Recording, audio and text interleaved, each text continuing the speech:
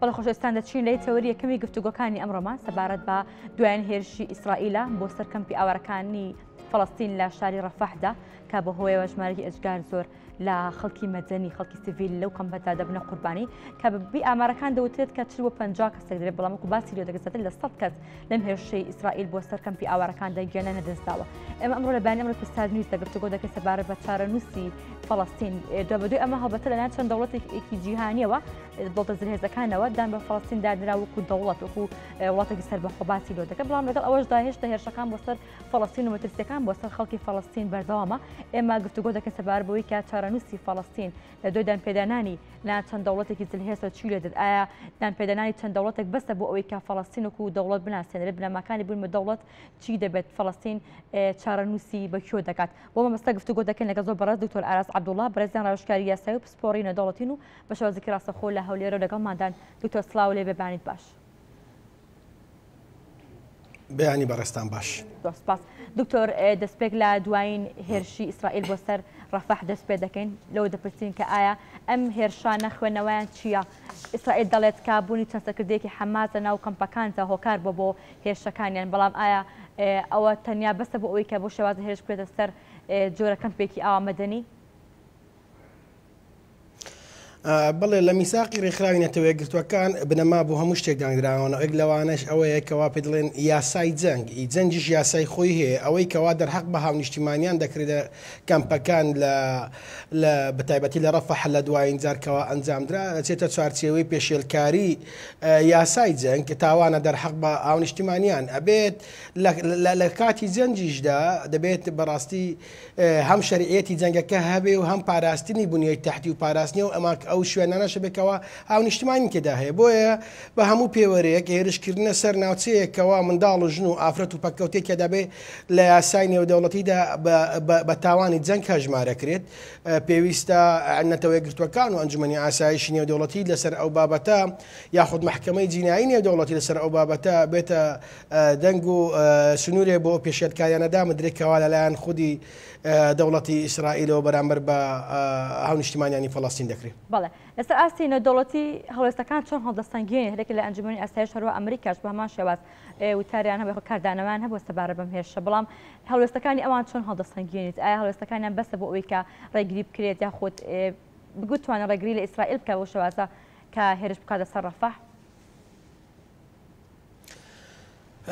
بە پێی یاسای نێودەوڵەتی ئەوانەی کەوا تاوانبار دەکرێن بە پێشێلکردنی مافی مرۆڤ لە کاتی جەنگدا و پێکانی هاونیشتیمانیان کەوا چاک هەڵناگرن چەچیان بەدەست نییە دەبێ سکاڵیان لەسەر تۆمار بکرێت لەلایەن دادگای جیناییەوە دادگای تاوانی نێودەوڵەتیەوە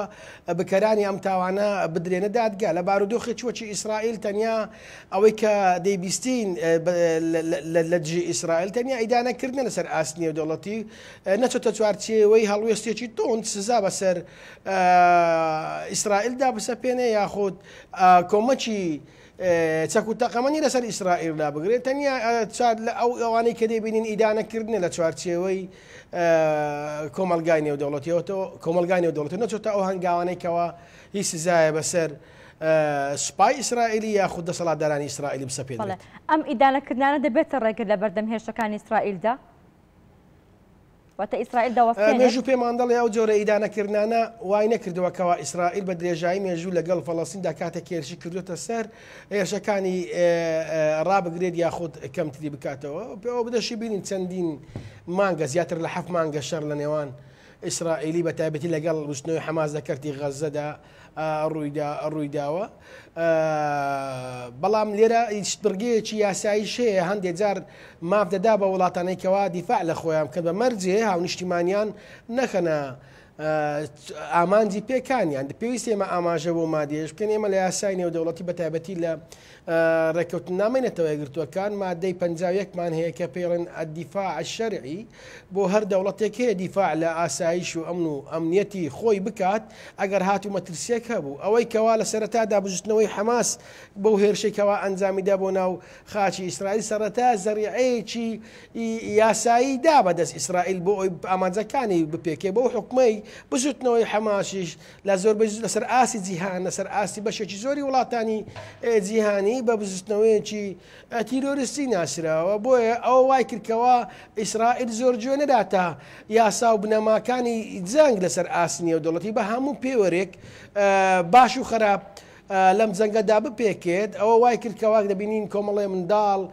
ئافرەت پیرروپەککەوتە خەڵکی مەدەنی بەداخەوە پێکێدران و کوژران لەم جەنگەدا کە ئەوەش بێتە پێچەوانەی ڕێسا و یاسا و بنەمانێ دەوڵەتەکان تایبەت بە جەنگ بەڵام ئەو مادەی پەنجاویەکەیەوە سەرەتا کۆمەلگای نێودەوڵەتی و بێدەنگ بوونی هەڵبژارد لە بەرەنگاربوونەوەی ئیسرائیل بەرامبەر بە هێرشەکانی بزوتنەوەی حەماس ئەوە زیاتر دەرگای لە بەردەم ئیسرائیلیەکان واڵا کرد بۆ ئەوەی هێرشی زیاتر بکەن بە تایبەتی ئەو هێرشەی ئەو دوایی کەوا کرایە سەرڕەفح بە هەموو پێوەرێکی نێودەوڵەتی دژی مافی مرۆڤ و دژی یاسا و ڕێساکانە. بەڵێ دکتۆر لە ئێستادا حەماس تا چەندێک بیان و ئەدات بەدەست ئیسرائیلەوە بۆ ئەوی کە بۆ شێوازە هێرش بکاتە سەر خەڵکە مەدەنیەکەی سەر کەمپەکانی ئایا حەماس بیانی ئەوی داوە یاخود ئەو بیانوانی کە ئیسرائیل لە حەماسی دەگرێت دروستە؟ یاسای جەنگ ئەوەمان پێ دەڵێ لە کاتی جەنجش کە لە نێوان دوو دەوڵەتیشدا ڕووبدا ئەو شوێنانەی کەوا ئافرەت و منداڵ و بنیەی تەحتی ئەو وڵاتەنە وەکو نەخۆشخانە وەکو وێزگەی کارەبا وەکو سەدەکان نابێ بکرێنە ئامانچ بەڵام ئەوەی ئێستا دەبیندرێت لە کەرتی غەزە و لە ناوچەکانی تری فەڵەستین ئەوانەی حتا ماڵی هاونیشتیمانیانیش کراوەتە ئامانج بە زەرعی ئەوەی کەوا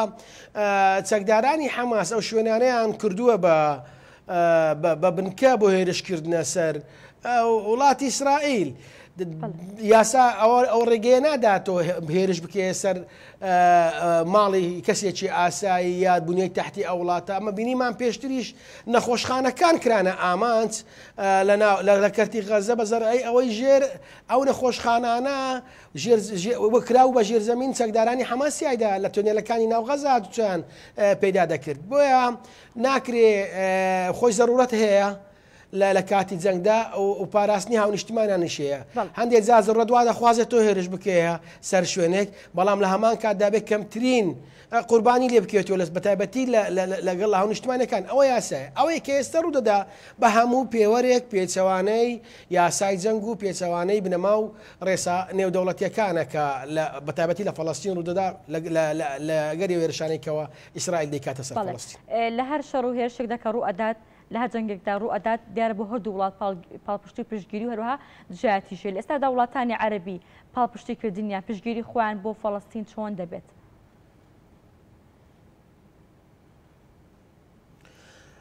ڕێکخراوی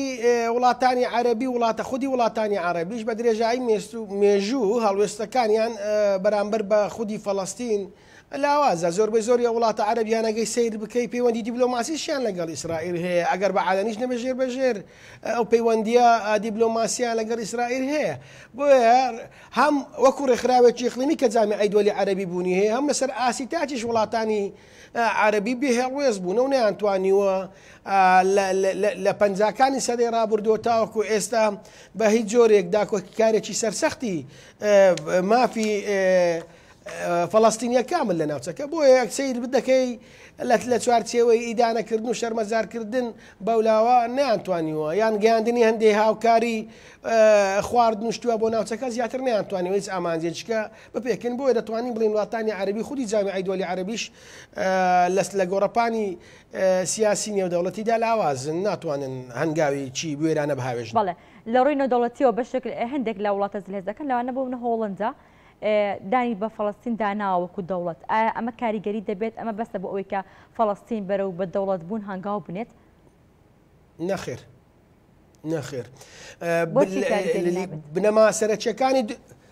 بنەما سەرچەکانی دروستبوونی دەوڵەت خۆی ئەتیراف نییە ئەتیراف بە بنەمایەکی سەرەکی داناندرێ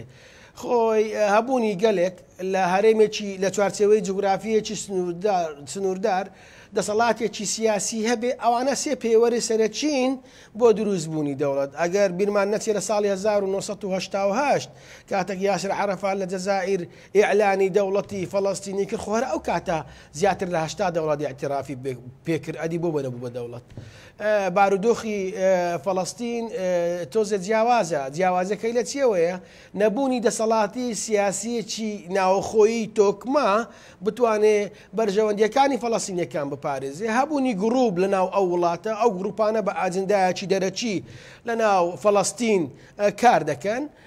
ئەو وای کردووە ئەگە سەیرکەین پێشتر هەندوو حکومەتمان هەبوو حکومەتێکمان هەبوو لە کە فتح محمود عباس سەرۆکایەتی دەکرد حکومەتێشترمان هەبوو لە غەزە ببوورەکە ئیسماعیل هەنیئا سەرکردایەتی حکومەتەکەی دەکرد ئەوە وای کردووەکەوە فەڵەستینیەکان ناتوانن دەسەڵاتێکی سیاسی ناوخۆی تۆکمەیان هەبێت دەسەڵاتیان بەسەر هەموو پارچەکانی خاچی فەڵەستیندا هەبێت بۆی بتوانن ڕێکەوتن و گفتوگۆ لەگەڵ وڵاتانی تر بکەن بۆی ئەندام ببن ئەوانە هەنگاوی باشن ئاعترافکردن زۆر جۆری هەیە گەمە بێسوباتی ئاعترافی فەردی بکەین کە ئەو دەوڵەتانە تاکلایانە بەرامبەر بە فەڵەستین کوردیانە خۆ ئەمەل زیاتر لە دە جۆری ئاعترافمانەیە ئاعترافی واقعیمانەیە قانونیمانەیە سەریحمانەیە زمنیمانەیە کاشفمان هەیە منشئمان هەیە ئەو بابەتە لەوانەیە بە چەند محاضەڕێ ئەگە باسی ئاعتراف بکەین زۆر بخانێ هەموو جۆری ئاعترافێکی بۆ معنای نایە کەوا ئەوە دەوڵەتەکە دروست بوو بۆیە لە حاڵەتێکدا بەڵێ بەڵام بەستم لای ئاعترافەکەی بەشێک لە وڵاتانە وەکو شێوازەکە لە پشتگیریکردن بەکاردهێنێت دکتۆر ئەمریکا و رووسیا چین کە ئەندامی ئەنجومەنی ئاسایشن ئەمانە کە مافی ڤیتۆیان هەیە ئەمانە چ کاریگەریەکیان دەبێت لە شەڕی نێوان ئیسرائیل و فەڵەستین دە ئیسرائیل و حەماسدا دروستبوونی دەوڵەتی فەڵەستینی بەڕێکەوتن دەکرێت لەگەڵ دەوڵەتی ئیسرائیلی بەسەر پەرشتی کۆمەلگای نێودەوڵەتی یا ئەو وڵاتە زلێزانەی کەوا کاریگەریان لەسەر بڕیاری سیاسی نێودەوڵەتی هەیە ئەتۆ دەوڵەتی فەڵەستینت دروست کرد دەبێت سنووری جوگرافی بۆ دروست بکەیت ئەو سنوورە جوگرافیە دەبێت هەردوو دەوڵەت ئیمزای بکەن سنووری جوگرافی دەوڵەتی فەڵەستین کوێ و پایتەختەکەی کوێ و سنووری جوگرافی دەوڵەتی ئیسرائیلی کوێ و پایتەختەکەی کوێیە هەلەگۆڕا من بڵێم ئەوڵامە ئەعتراف مە دەوڵەتی فەڵەستین کرد و پایتەختەکەشی قودس بێ لە کاتێکدا قودس لەژێر دەسەڵاتی ئیسرائیل لە حاڵی ئێستادا بۆیە یعنی تەنیا ئاعترافکردن نابێتە هۆی دروستبوونی دەوڵەت ئەوە دەبێت لە چوارچەوەی نەتەوەیە گرتووەکان بە بڕیار بدەن کە سەرەتا عەزویەتی فەڵەستین لە عەزویەتی مراقبەکەی بکەنە عەزویەتی دائیم پاشان کە بۆ عەزوی دائیم ڤیتۆ نەبێ ئەگە ئەمریکا ڤیتۆی خۆی بەرامبەر بە دروستبوونی دەوڵەتی فەڵەستینی ڕاگرت کرد ئەو دەوڵەتە دروست نابێ هەتاوەکو ئێستاش چەندین جار ئەو هەوڵانە دراوە بۆ ئەوەی دەوڵەتێ لەناو فەڵەستین دروست بێ بەڵام کێشەی خاکێ ئێستا فەڵەستین دوو بەشە دەوڵەتێشتر لە نێوانیانە کە بە دژمنی سەرسەختیان هەژمار ئەکرێ کەرتی غەزە دابڕاوە لەلایەکەیە